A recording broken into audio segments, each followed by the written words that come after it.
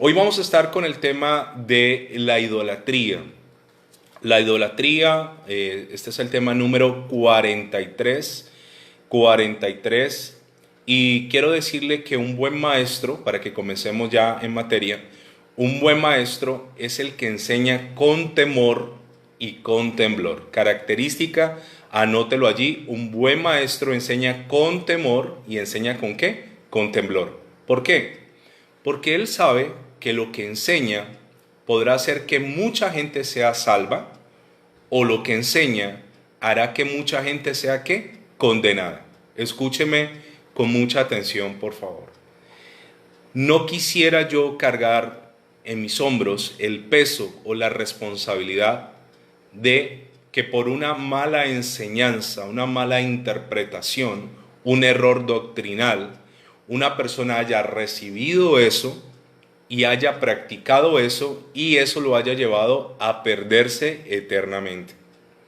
La gente que ha tomado malas decisiones y ha hecho perder a otros, no solo tendrán que responder a Dios por su propia decisión, sino por llevar a otros al error. Por eso venimos toda la semana enfatizando en que es necesario que haya maestros, pero buenos maestros, no falsos maestros, no maestros que sean neófitos, no maestros que ignoren la palabra, no maestros conforme a sus concupiscencias, no maestros que sean conforme a lo que la gente quiere oír, sino verdaderos ¿qué? Maestros.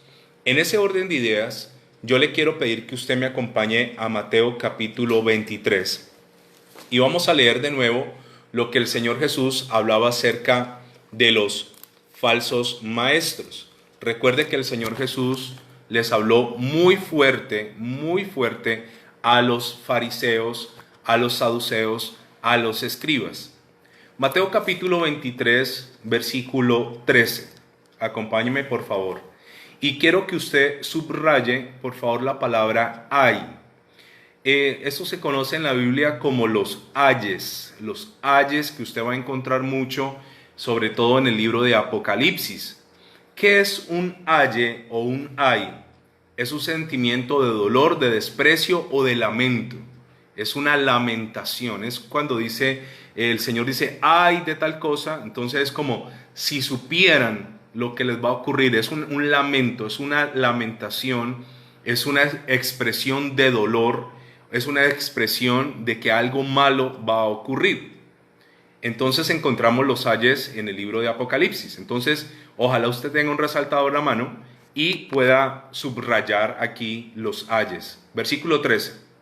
Mas hay de vosotros, escribas y fariseos hipócritas, porque cerráis el reino de los cielos delante de los hombres, pues ni entráis vosotros, ni dejáis entrar a los que están entrando.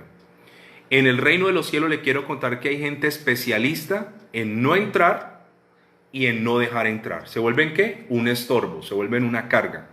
Hay gente que está parada en la puerta del reino de los cielos. Recuerde que es una puerta espiritual que la Biblia dice que es pequeña, que es angosta, es estrecha. Y están parados allí desviando a la gente que quiere entrar. ¿A través de qué? De falsa información o de falsas enseñanzas. ¿Qué está diciendo el Señor aquí de los falsos maestros? Que no van a entrar. Pero el problema no es que no van a entrar ellos. El problema es que no va a entrar todo aquel que está siguiendo a un falso maestro. Dice el versículo 14. Ay de vosotros, escribas y fariseos hipócritas, porque devoráis las casas de las viudas y como pretexto hacéis largas oraciones, por esto recibiréis mayor condenación. Ahora, hablábamos en días anteriores que esta gente va a recibir una mayor condenación. ¿Por qué? Porque no solo son responsables de su propia pérdida, sino de la pérdida de otras personas. Mucha gente de buena fe, de buena voluntad, con un buen ánimo, ha creído en falsos maestros y al creer en falsas doctrinas se van a terminar perdiendo y finalmente el Señor les va a demandar a esta gente. Hay una corriente hoy en día, un afán por profetizar, hay un afán por las señales, hay un cristianismo carnal lleno de sensaciones. Si yo oro y siento, si lloro, si se me erizan los pelos. Un cristianismo que se llama almático. Un cristianismo almático se basa en gente que le gusta que le muevan las emociones. Y hay gente contenta que le profeticen, que le den palabra, que le digan al oído, que esto y que lo otro. Emociones que no salvan a nadie. Realmente, hoy en día, más que en cualquier otro momento, habrá un incremento de los falsos maestros. Y abundan, de hecho, la falsa enseñanza o las falsas doctrinas. Ahora, dice que esta gente que se hace maestros y que enseñan algo equivocado, le voy a decir lo siguiente: recibirán mayor condenación. Y dice el versículo 15, mas hay de vosotros escribas y fariseos hipócritas, porque recorréis el mar y tierra para hacer un prosélito, y una vez hecho le hacéis 2 veces más hijo del infierno que vosotros. Entonces el Señor dice, ustedes van y recorren y llaman, insisten y buscan a gente y hacen cosas, y les voy a decir, lo que ustedes están haciendo va a condenar más a esa gente. O sea, hubiese sido mejor dejarlos quietos. Pero hay gente que está por allí, insista, y hay gente por allí llevando cosas que no son, y sabe, les están haciendo doblemente hijos del infierno. Versículos 16 y 17, voy a leerle las primeras palabras. Característica de un falso maestro. Dice, hay, otra vez los ayes, que es una lamentación. Dice, hay de vosotros guías ciegos. ¿Cómo son estas personas? Guías ciegos. Versículo 17. Insensatos y ciegos. ¿Cómo están los falsos maestros? Son insensatos y son ¿qué? Ciegos. Ahora, versículo 23. Hay de vosotros, otra vez un hay o ayes, escribas y fariseos hipócritas, porque diezmáis de la menta, el eneldo y el comino, y dejáis lo más importante de la ley. ¿Qué es lo más importante de la ley? ¿Diezmar? No. La justicia, la misericordia y la fe. Y luego dice, esto era necesario hacer. ¿Qué era necesario hacer? Diezmar, sin dejar de hacer aquello. Entonces ellos creen que porque diezman, entonces están bien con el Señor, pero no están practicando ni la misericordia, ni la justicia, ni la fe. Entonces una persona que se porta injusta, aunque diezme, no está haciendo absolutamente ¿qué? Nada. Dice el versículo 24, guías ciegos. ¿Cómo son? Son guías. Claro, la gente los busca, la gente les pregunta, la gente los aborda con preguntas. Supuestamente son ¿qué? Guías. Imagínense que una persona vaya a recorrer un páramo, una montaña, una selva, y llega a contratar un guía que no conoce el camino, no lo conoce. Pues salirte del camino podrá costar incluso hasta la misma vida. Y esta gente la Biblia los llama como guías. Sí son guías, pero son guías ¿qué? Ciegos, que cuelan el mosquito y tragan el camello. ¿Qué significa eso? Que a lo más pequeñito ellos están pendientes de eso, pero lo más grande, lo más importante, lo más relevante, lo pasan de largo, pasan de agache, porque no lo quieren ver. ¿Qué más dice la palabra? Versículo 25. Hay de vosotros escribas y fariseos hipócritas, porque limpiáis lo de afuera del vaso y del plato, pero por dentro estáis llenos de robo y de injusticia. O sea, por fuera, ¿cómo se ven? Limpios, pero por fuera, ¿cómo están? ¿Llenos de qué? De robo. ¿Y llenos de qué? Injusticia. ¿Qué le interesa a Dios? ¿Mi apariencia externa? Para nada. A Dios le interesa ¿qué? Mi corazón. ¿Cómo está mi corazón? ¿Cuáles son mis motivaciones? ¿Qué es lo que me mueve a mí a hacer algo? ¿Qué es lo que hay detrás de cada cosa que yo hago? Dios lo sabe.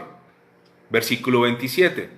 Dice, hay otra vez de vosotros escribas que son semejantes a sepulcros blanqueados, que por fuera a la verdad se muestran hermosos, mas por dentro están llenos de huesos de muertos y de toda inmundicia. Así también vosotros por fuera a la verdad os mostráis justos a los hombres, pero por dentro estáis llenos de hipocresía y de iniquidad. Mire qué delicado es esto. Entonces esta gente se ha hecho maestros, pero son gente que van a llevar a los demás a perderse. Escúcheme esto. Yo le voy a contar que yo soy muy delicado en la educación de mi hijo. Mi hijo tiene 5 años, pero nosotros antes de meterlo a donde él estaba estudiando en este momento, oramos al Señor, teníamos otra alternativa y le pedimos al Señor, y seguramente cuando él termine su jardín allí, su escolar, su preescolar y pase ya a primaria, tendremos que seleccionar muy bien quién va a enseñarle a nuestro hijo bases y fundamentos de la vida. Si bien es cierto, yo tengo que escoger por él, porque él necesita eso, y entiendo la responsabilidad de la educación de mi hijo de manera académica. Ahora imagínese cuánto más usted debería escoger quién te enseña la palabra del Señor. Imagínese que aquí no estamos hablando de notas académicas, aquí estamos hablando de eternidad. Y hay gente que le anda prestando los oídos a todo el mundo le enseña, piden consejo en uno, piden consejo en otro, gente que busca 5 o 6 consejeros sin saber cómo está su corazón, y obviamente de la abundancia del corazón hablará su boca. Y esta gente en el pueblo del Señor buscaban fariseos para que los guiaran, para que los aconsejaran. Gente que te está diciendo, no te preocupes, que por eso no te vas a perder, y se pierde la gente. Gente que le dice, no, Dios entiende, no te preocupes. Gente que dice, eso no es tan grave. Gente que oculta cosas, gente que manipula cosas, gente que daña a los demás y se muestra justo, y finalmente se convierten ¿en qué? En maestros. Ahora, esto es gravísimo, y le voy a decir algo más. El problema radica aquí. Entonces, vamos a hacer un contexto de lo que hemos hablado. A Dios se le mostró una imagen de que estaba bravo con la gente. Entonces yo no puedo ir a Dios. Segundo, se le destruyó su imagen de paternidad. Dios no es papá, sino que Dios es un tirano. Dios está enojado con la humanidad. Dios es injusto. Dios es castigador. Dios es severo. Se le daña la imagen a Dios. Tercero, la Biblia durante muchos años se oculta. Se oculta la Biblia. La Biblia se escribe en 2 idiomas, griego, hebreo, luego en latín. La gente no sabía leer latín. La Biblia se oculta, la Biblia no era de acceso a la gente. O sea que la gente tiene hacia la Biblia muchas restricciones, no puede acceder a la Biblia. Cuarto, se nombran representantes de Dios aquí en la tierra. Representantes. Gente con la cual yo tengo que hablar porque con Dios no se puede hablar. Y lo peor de esos representantes es que son falsos maestros. Son guías ciegos de ciegos. Ahora, Lucas capítulo 6, versículo 39 dice, y les decía por parábola, ¿acaso puede un ciego guiar a otro ciego? ¿No caerán ambos en el mismo hoyo? Lucas 6, 39. Y les decía por parábola, ¿acaso un ciego puede guiar a otro ciego? Y luego, ¿cuál es la respuesta? ¿No caerán ambos en el mismo hoyo? Y eso es lo que estamos encontrando hoy. Ciegos guiando ¿qué? Ciegos. Ciegos guiando ciegos. Y vuelvo a decirle, yo siento una profunda compasión por la gente que está haciendo cosas que cree que está agradando a Dios porque así le enseñaron. Le enseñaron que el tema de la idolatría, que lo vamos a ver ahora, es bueno delante del Señor.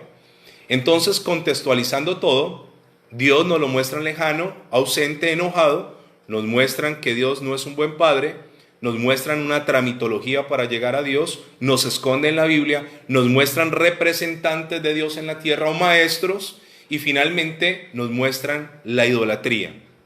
Ahora, ¿cómo comienza la idolatría? Y yo esto lo voy a hablar con todo el respeto del mundo, y vuelvo y le digo, mi intención no es ofender y pido excusas si lo hago, no lo quiero hacer, quiero hacerlo en un buen corazón, pero necesito hablar la verdad.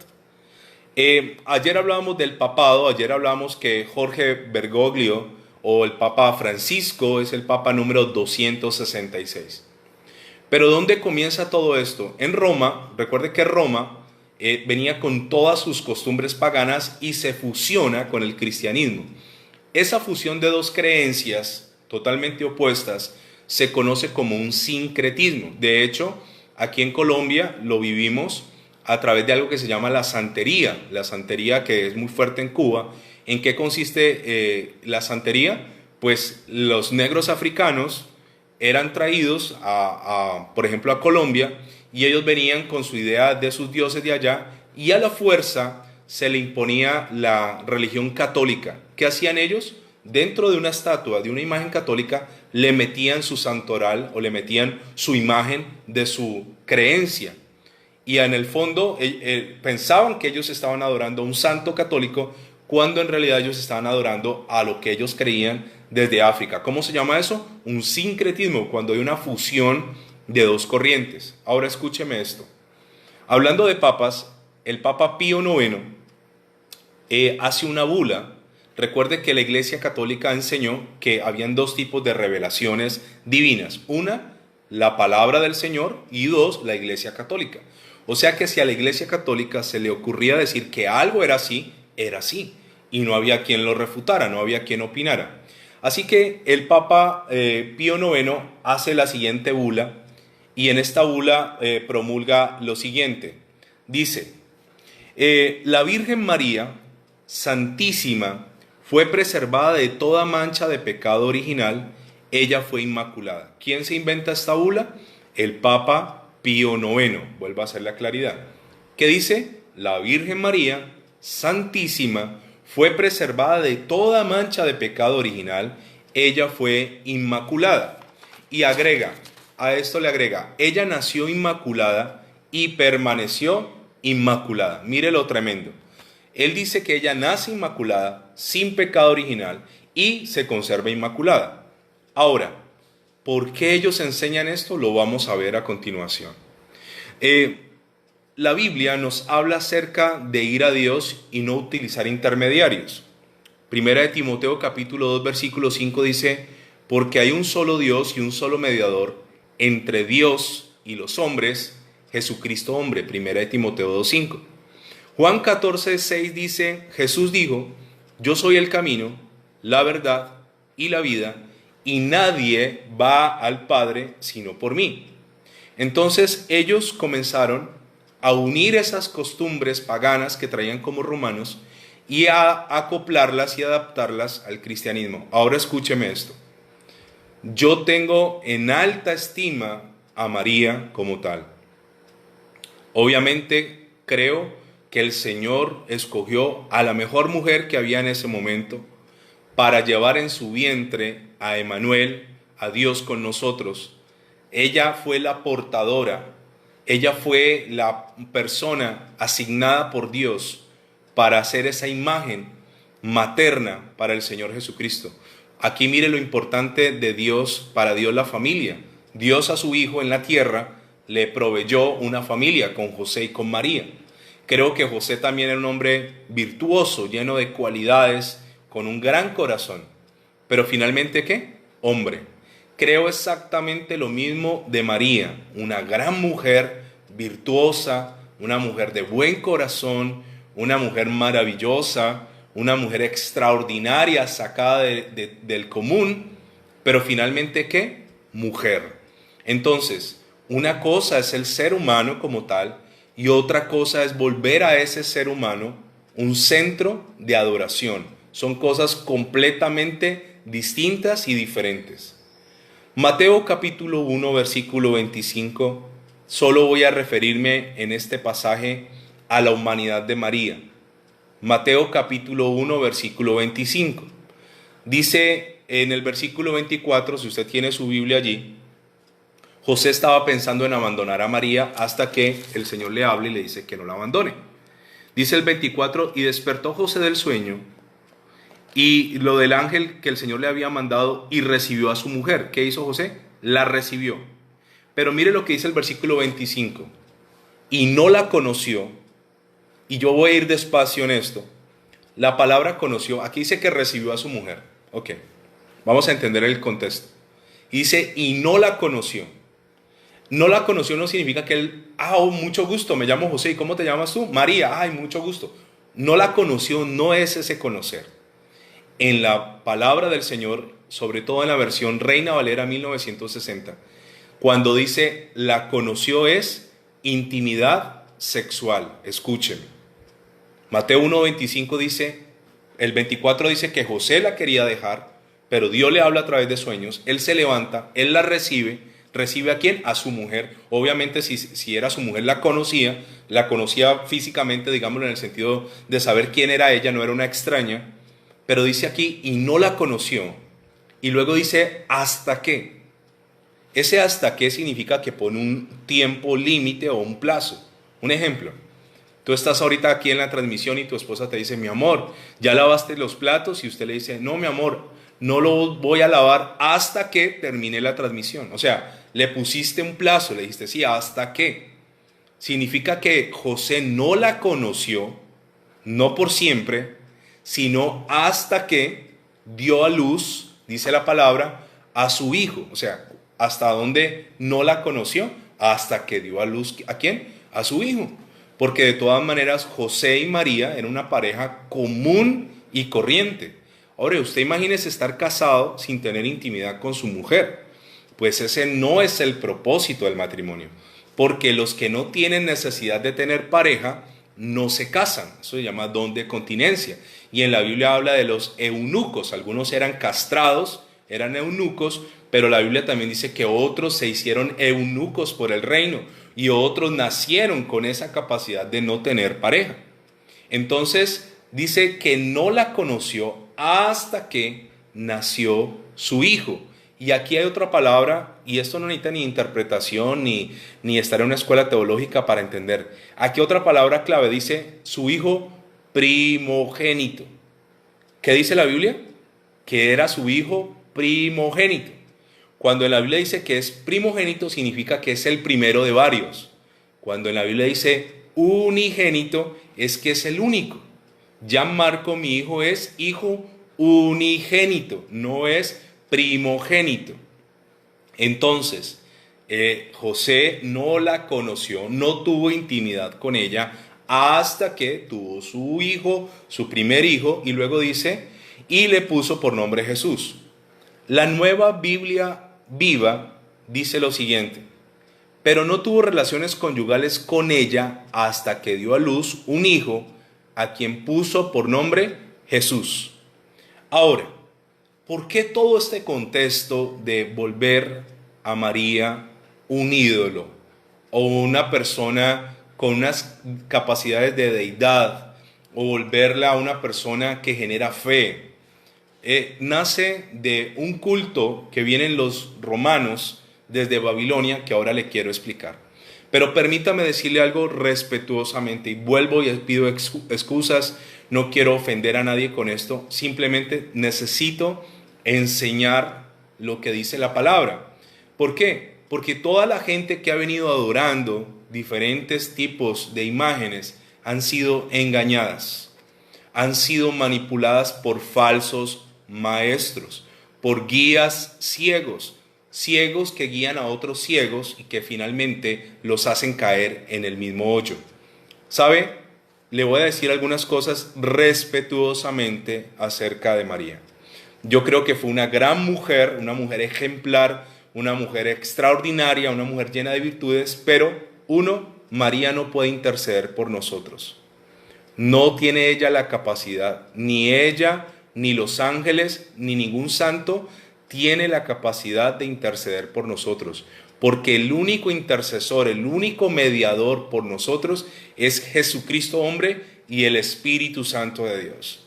Ahora, entonces María no intercede por nosotros, pero eso nos lo enseñó a partir de el papado de Pío IX. Desde ahí comienza eso de, listo, Dios está muy bravo, Dios Padre, no se le puede uno arrimar, entonces habla con María o habla con Santa Ana, la Madre María. Yo no sé si en la Biblia dice que así se llamaba la mamá de María, pero así se dice en la tradición. Ahora, segunda cosa que no es verdad, ella no es la Madre de Dios, porque es que es un juego de palabras. Cuando a mí me dicen que es la mamá de Dios, entonces yo digo, wow, pues la mamá de Dios es la máxima. Él es la más de todo, pues, la que manda todo. Ella no es la mamá de Dios. Ella fue la mamá de Jesucristo hombre, que es un tema completamente diferente. Entonces, en rezos y en situaciones nos van metiendo cosas que no son bíblicas. Dios no tiene mamá. Dios es, Él no tiene ni mamá ni papá. Él ahorita en mayo no va a coger, ay, voy a darle un regalo a mi mamá. Eso no es verdadero. Tercera cosa, en la Biblia no se le atribuye a María ningún milagro. No lo hay, no lo busque que no lo hay. De hecho a Pedro, de hecho a los apóstoles, Dios sí los usó en milagros. Pero por alguna razón que Dios conoce, a María no se le atribuye ningún milagro. De hecho estuvo en el primer milagro del Señor Jesús del agua convertida en vino, y el Señor Jesús no lo quería hacer, y lo único que ella le dijo al Señor: hágalo, es tu tiempo ha llegado. Pero ella no tiene una conexión directa en ese milagro más allá de decirle que lo hiciera. Ahora, ella se le trató de conservar esa imagen inmaculada. ¿Por qué? Porque si es una mujer sin tener hijos, se considera virgen, entonces nos da más credibilidad a la hora de adorarla o de pedirle a ella. Entonces, toda esta confusión realmente, ¿de dónde viene? Y vuelvo y lo digo con respeto. Yo sé que María es adorada en Latinoamérica más que el mismo Dios, por lo que yo había explicado en programas anteriores, que la paternidad para muchos latinos no vale nada, porque muchos tuvieron un mal padre, un padre irresponsable, un padre carente de afecto, un padre ausente, un padre castigador, un padre que no cumplía, pero tuvieron una excelente madre. Entonces siempre será más fácil conectarme con una figura femenina de adoración que con una figura paterna de adoración. Ahora, ¿de dónde comienza todo esto? Esto comienza desde el culto a Nimrod. Ahora, Nimrod fue el fundador de Babilonia. Yo quiero ir despacio, quiero que usted vaya masticando, vaya pensando, no trague entero, vaya analizando. Nimrod fue el fundador de Babilonia, fue un apóstata. Y le cuento que él quiso construir una torre, la Torre de Babel, que es el primer enfrentamiento humano a Dios. Hacen una torre que finalmente Dios los hace desistir confundiendo sus lenguas. Y esta torre tenía un propósito: no ser dispersos sobre la faz de la tierra. Ahora, recuerde que esta gente era postdiluviana, ya había ocurrido el diluvio, y esta gente tenía miedo seguramente a que viniera otro diluvio. O sea que seguramente, esto lo digo yo, esto no está en la Biblia, pero lo asumo yo, hacer una torre que llegara hasta el cielo era un mecanismo de defendernos por si Dios se enoja otra vez no nos puede ahogar. Ahora, ¿qué ocurre aquí? Nimrod era el nieto de Am. Am era esposo de Semiramis, y desde ahí comienza una adoración a Semiramis.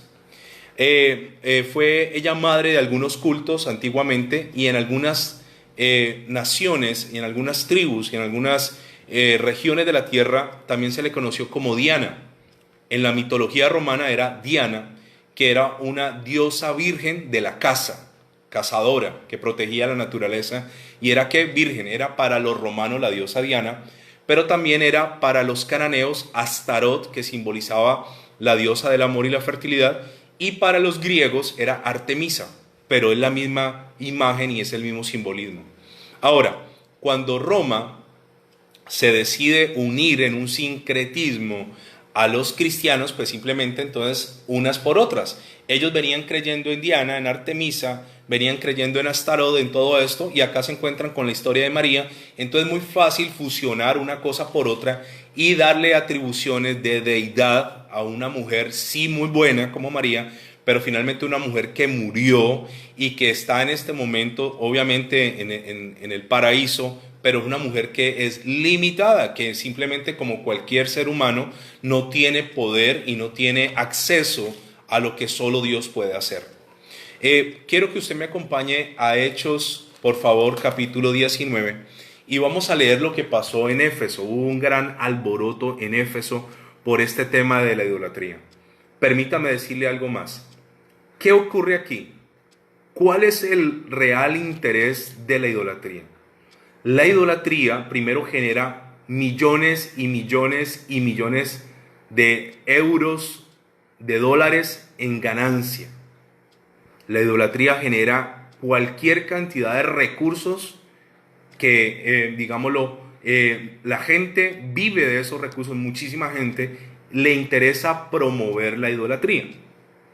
Estaban los apóstoles en Éfeso y ocurre lo siguiente. alboroto en Éfeso. Hechos capítulo 19, versículo 23. Hubo por aquel tiempo un disturbio no pequeño acerca del camino. Si usted está tomando nota y está subrayando, acerca del camino, ¿cómo así? Los primeros cristianos se llamaban los del camino, por dos razones. Porque el Señor Jesús dijo también de él mismo que él era el camino, la verdad y la vida. ¿Cómo se le conocía? Los del camino. Segundo, porque el Señor Jesús tú no lo encontrabas normalmente en las sinagogas, aunque se congregaba. Él iba ¿a dónde? Al camino. A donde estaban los leprosos que no podían entrar a la sinagoga, a donde estaban los samaritanos que no podían entrar a la sinagoga a aprender la palabra, donde estaban los que criaban cerdos que eran inmundos y no podían entrar a la sinagoga. Él iba a los caminos, así que esta gente se conocía como la gente ¿de qué? Del camino. Entonces dice que hubo un disturbio no pequeño acerca de los del camino, porque un platero llamado Demetrio, que hacía de plata templecillos de Diana. Él hacía unos templecillos pequeños de Diana. Diana de Éfeso, la que adoraban los romanos, daba no poca ganancia a los artífices. O sea, la idolatría, ¿cuánta ganancia le daba? Dice, no poca. O sea, le daba mucha ganancia. A los cuales, reunidos con los obreros del mismo oficio, se reunió el gremio, dijo, varones, sabéis que desde que sabéis que este oficio obtenemos nuestra riqueza. ¿De qué oficio? De hacer imágenes. Versículo 26.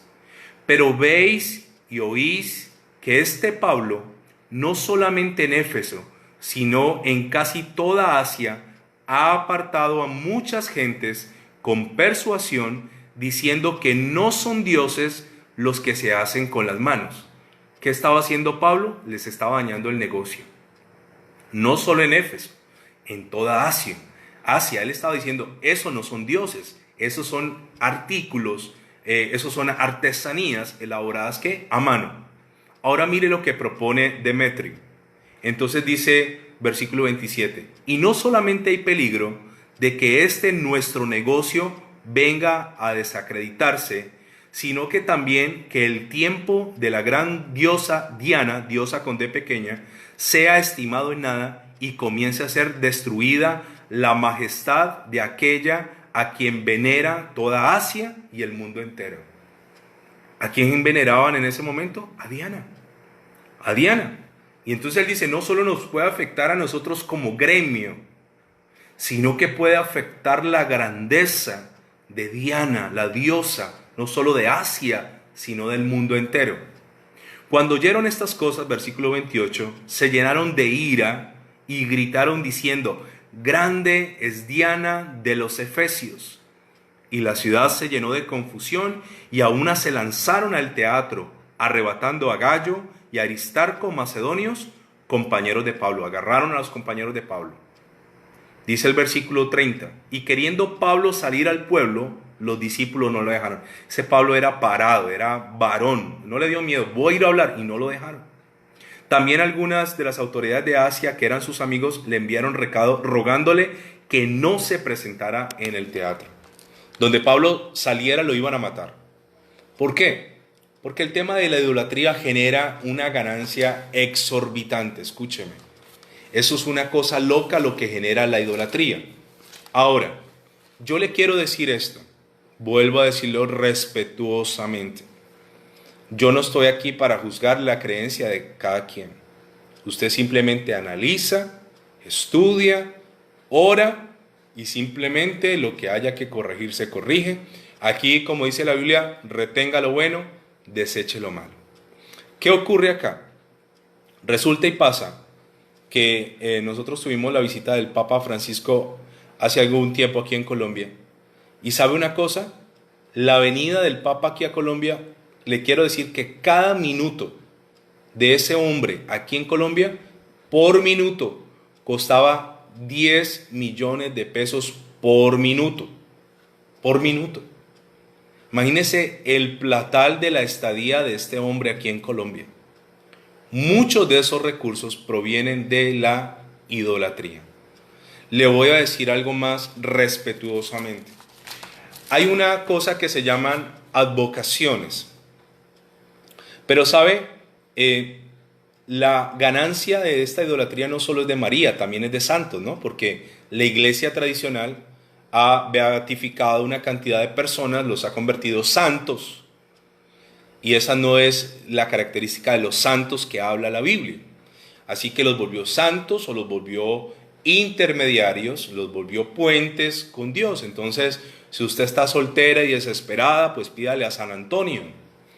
Y entonces por ahí ya quieren volver a San Gregorio, que es de Venezuela, disque santo, cuando se utiliza y es abiertamente utilizado en la brujería. Pero a la iglesia le conviene la idolatría. Ahora, escúcheme esto. Hay una gran confusión aquí en cuanto a los nombres de María. María supuestamente es una, pero hay algo que se llama advocaciones. ¿Qué son las advocaciones? Son los muchos nombres que se le da a María en el mundo, así como antes se le llamó Diana, Artemisa o Semiramis. Hoy en día le voy a nombrar, le quiero contar que hay por lo menos más de 200 nombres, pero no me alcanza el tiempo para nombrarles sino unos 20. Ahí está María de Nuestra Señora del Rosario, está la Virgen de Lourdes en Francia, la Virgen de Fátima, la Virgen de la Milagrosa, la Virgen de Guadalupe en México, Nuestra Señora de Copacabana en Bolivia, Nuestra Señora de la Paz en El Salvador, Nuestra Señora de Chiquinquirá aquí en Colombia, Nuestra Señora de la Merced en Perú, Nuestra Señora de Altagracia en República Dominicana, Nuestra Señora de Coromoto en Venezuela, la Caridad del Cobre en Cuba, la Virgen del Carmen de Maipú en Chile, la Virgen del Carmen de Luján en Argentina, Nuestra Señora del Perpetuo Socorro en Haití, Santa María de la Antigua, Panamá, Nuestra Señora del Remedio, Nuestra Señora de la Soledad, Nuestra Señora de la Fuente Sana, Nuestra Señora de la Merced, la Inmaculada Concepción, la Virgen de los Remedios, Nuestra Señora de la Asunción, Nuestra Señora de Montserrat y Nuestra Señora de la Cueva Santa. Dije 25, son más de 200. Ahora, ¿qué ocurre aquí? Entonces hay una virgen o un santo para cada necesidad. Entonces usted tiene una necesidad, listo, hágale. No importa, hágale, adore lo que sea. Ahora, escúcheme esto. El tema de la idolatría es bastante delicado. ¿Sabe por qué? Le voy a decir por qué. Éxodo 20, capítulo 20, versículo 4 y 5. Y permítame hoy, faltan 10 para las 10, permítame ir hasta las 10 con el tema porque no quiero dejarlo allí. Quiero que usted aprenda y quiero que usted se vaya con esto hoy, meditando con esto, para que entienda la gravedad de la idolatría. Éxodo capítulo 20, versículo 4 y 5 dice, no te harás imagen. ¿Qué dice la Biblia? No te harás imagen. Es claro, no necesita interpretación. Ni ninguna semejanza de lo que está arriba en el cielo. ¿Qué hay en el cielo? Ángeles, seres vivientes, querubines, ancianos. No te harás imagen de nada de lo que está arriba en el cielo, ni abajo en la tierra, seres humanos. Este es un santo, vamos a beatificar a esa persona. Ni en las aguas debajo de la tierra, ningún ser.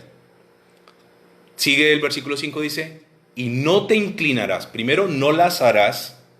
Segundo, no te inclinarás. Son dos órdenes claras de parte de ¿quién? De Dios. No las harás. Segundo, no te inclinarás, ni las honrarás. ¿Qué es honrar? Reverenciar, respetar, tener por alta estima. Ni las honrarás, porque yo soy Jehová tu Dios, fuerte. Y aquí hay una palabra que me estremece, celoso. ¿Cómo es Dios? Fuerte, pero ¿es qué? Celoso. Si hay algo que Dios no comparte es su gloria. Escúcheme.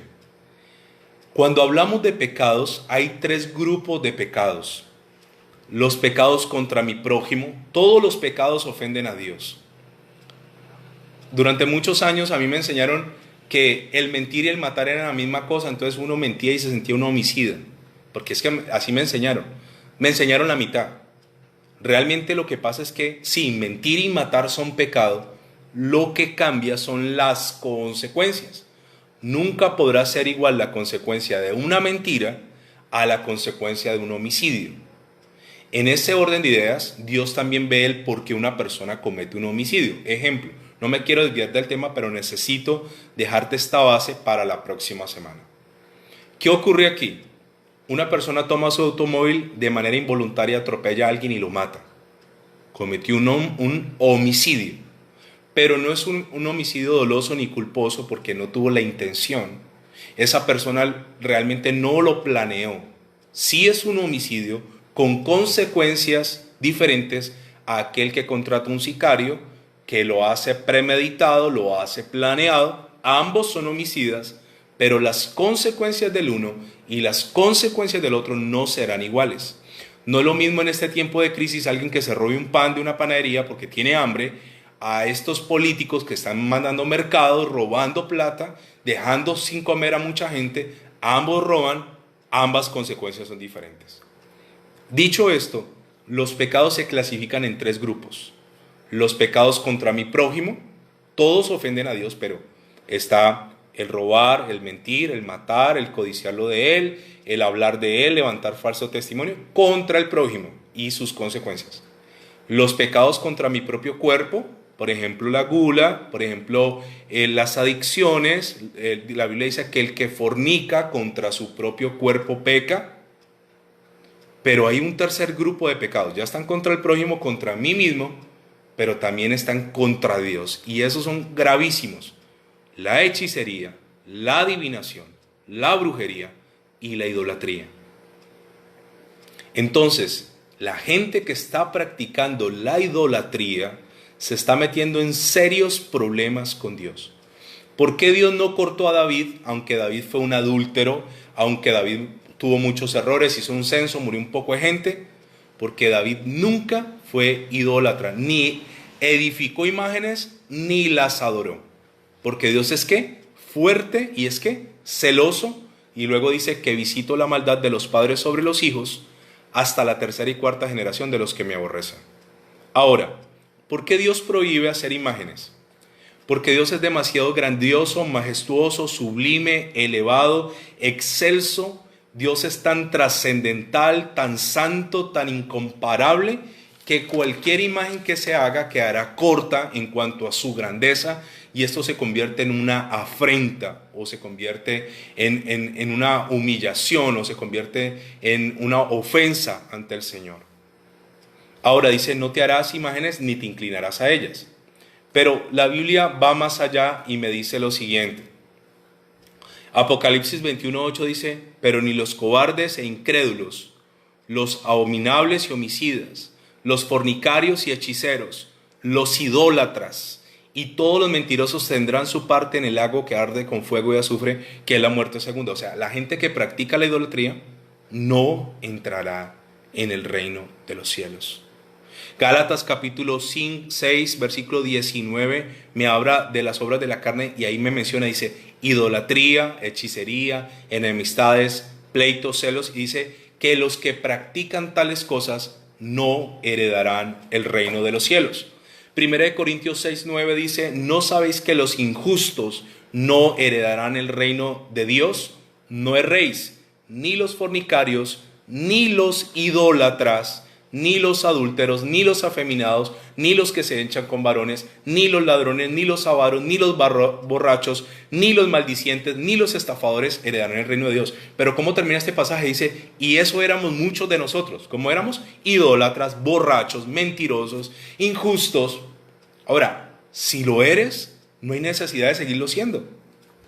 Te digo algo más acerca de la idolatría. Salmo 115. Versículo 5. Dice, tienen boca, mas no hablan. Tienen ojos, mas no ven. Orejas tienen, mas no oyen. Tienen narices, mas no huelen. Manos tienen, mas no palpan. Tienen pies, mas no andan. No hablan con su garganta. Versículo 8. Semejantes a ellos, mire cómo se convierte una persona que practica la idolatría. Semejantes a ellos son los que que hacen los ídolos y cualquiera que confía en ellos. Se cierran, se ciegan. Ahora, ¿quién les sembró a ellos la idolatría?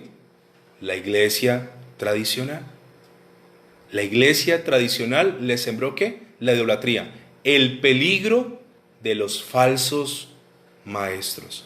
No solamente no entran al reino de los cielos, sino que tampoco dejan entrar a otros. Vuelvo a decirlo con mucho respeto. Hemos visto a Jorge Bergoglio, que se le da un nombre que debería causarle miedo y no debería jamás un ser humano llamarse el Santo Padre. Papas viene, la palabra papa viene de papas, significa padre. Nunca un hombre debería llamarse el Santo Padre o el Sumo Pontífice, pons, puente, faceres, hacer, hacedor de puentes entre Dios y los hombres. Lo hemos visto hace muy poco tiempo en Semana Santa, hincando sus rodillas ante imágenes hechas por manos de hombres, doblegándose, mostrando la idolatría, fomentando la idolatría, patrocinando la idolatría, auspiciando la idolatría.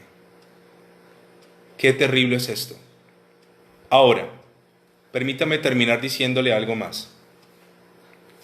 El diablo, que siempre ha querido ser adorado, él quiere que usted adore cualquier cosa menos a Dios.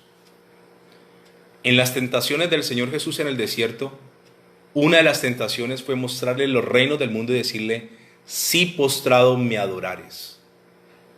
¿Qué quiere el diablo? Que tú lo adores. Ahora, él lo que no quiere es que tú adores ¿a quién? A Dios, a un Dios que no ves. Entonces la gente es más propensa a adorar a algo que sí ve. Por eso cuando Moisés se fue al Sinaí y volvió, tenían un becerro de oro y lo habían nombrado ¿qué? Su Dios. Pedazo de oro forjado, ahora era su Dios. Entonces el diablo quiere que tú adores cualquier cosa.